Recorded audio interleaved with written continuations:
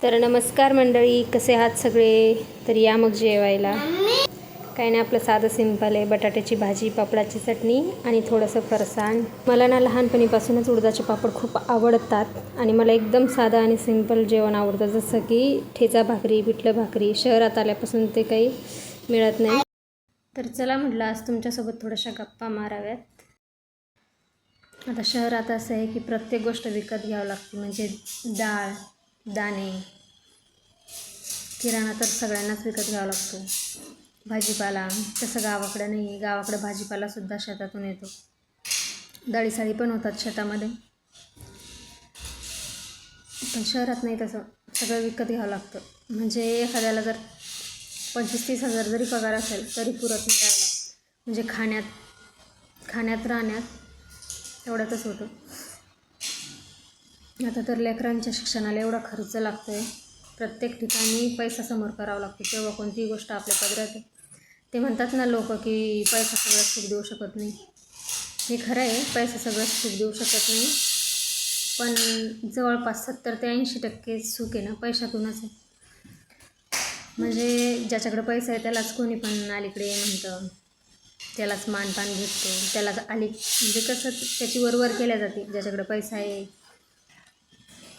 माणसाच्या अंगावर चांगले दागिने पाहिजे, असा समज आहे गावाकडं असो, कुठं असो, शहराकडं कुठं पण, म्हणजे असं कमी समजलं जातं. जर एखादं समजा भाड्याने राहत असेल, रेंटने राहत असेल, तर त्याला कमी लेखण्यात येतं, जसं काही याच्याकडे काहीच नाही. आता कसं आहे, प्रत्येकजण आपली परिस्थिती दाखवत नसतं. एखाद्याकडं खूप असतं, म्हणजे करोडपती, अब्जाधीश असतो तो, पण तो दाखवत नाही. आणि एखाद्याचं कसं असतं माहिती का, थोडं जरी असलं तरी दाखवायचं, दुसऱ्याला कमीपणा दाखवायचा, आपला फायदा बघायचा, म्हणजे समोरच्याचा विचार नाही करायचा. आजकाल लोकांची खूप म्हणजे मनस्थिती खूप बदलत चालली आहे. फक्त आपापलाच विचार, कुठं काय होतं. कधी कधी बाहेर पडायला सुद्धा भीती वाटते, कारण या जगामध्ये वातावरण. शहरात कसं आहे की म्हणजे कामापुरतं जेवढं काम पडेल तेवढंच बोलतात एकमेकांना, म्हणजे कोणी कोणाच्या घरी जात नाही, जास्त असं हे नसतं. तसं गावाकडं नाही आहे. गावाकडे एकदम मोकळं वातावरण असतं, म्हणजे एकदम असं फ्री वातावरण असतं गावाकडं. तर मला शब्दात सांगता येईना ते, पण ज्यानं ते अनुभवलेलं आहे ना त्याला चांगलंच माहिती आहे.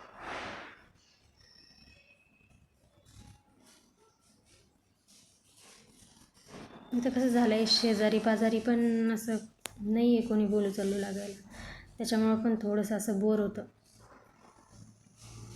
तर म्हणलं चला आज तुमच्यासोबत थोडंसं काहीतरी शेअर करावं, म्हणजे तुमच्यासोबत थोडंसं बोलावं, तेवढंच मन मोकळं होतं. आणि ही ड्युटीला गेल्याच्या नंतर आम्ही तिघंच घरी असतो, म्हणजे माझी मुलगी, मुलगा आणि मी. दिवसभर मग आमचं चालू असतं, पण करमत नाही असं घरामध्ये. हाताला काम पाहिजे काहीतरी, एकटीला बोर होतं आहे. तर माझं झालं आहे असं की माझ्या लग्नाच्या अगोदर म्हणजे मी शेतात राहायची, माझे भाऊ, माझे आई वडील शेतातच राहायचे, अजूनही शेतातच राहतात. मला असं मोकळ्या वातावरणात राहायची सवय, आणि त्या शहरात कसं कोंडल्यासारखं वाटतं मला. म्हणजे असं होतं मला, मी कुठं जाऊ, इथं राहू तिथं राहू, मला असं करमत नाही एका ठिकाणी, कुठंच करमत नाही मला एका ठिकाणी. असं मोकळं राहायची सवय. शहरात ते वातावरण आपल्याला अनुभवायला भेटत नाही. गावाकडचं जेवण, ती मोकळी हवा, मोकळं वातावरण, हे सगळं आठवतं मला. आता जे गावाकडून येतात ना त्यांना चांगलंच माहिती की काय परिस्थिती होती. आम्हाला इकडं यांच्या जॉबसाठी शहरामध्ये राहावं लागतं. आता तर महागाई एवढी वाढत चालली आहे ना की पेट्रोलचे तर भाव वाढलेच, किराण्याचे सुद्धा भाव वाढले, प्रत्येक गोष्टीचे भाव असे वाढत चालले. भाजीपाला स्वस्त भेटत नाही. जी वस्तू गावाकडं 5 रुपये किलो पडते ती इथं 20 ते 25 रुपये किलो विकल्या जाते. म्हणजे प्रत्येक गोष्टीला पैसा समोर फेकायचा, तेव्हा तुमच्या गरजा पूर्ण होणार. महिन्याच्या शेवटी काहीच उरत नाही हातामध्ये महिन्याच्या शेवटी.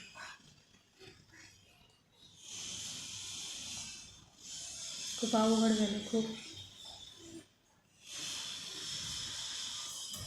तर असं म्हणायला सुद्धा हरकत नाही की मुलगी स्वतःच्या घरात सुद्धा सुरक्षित आहे.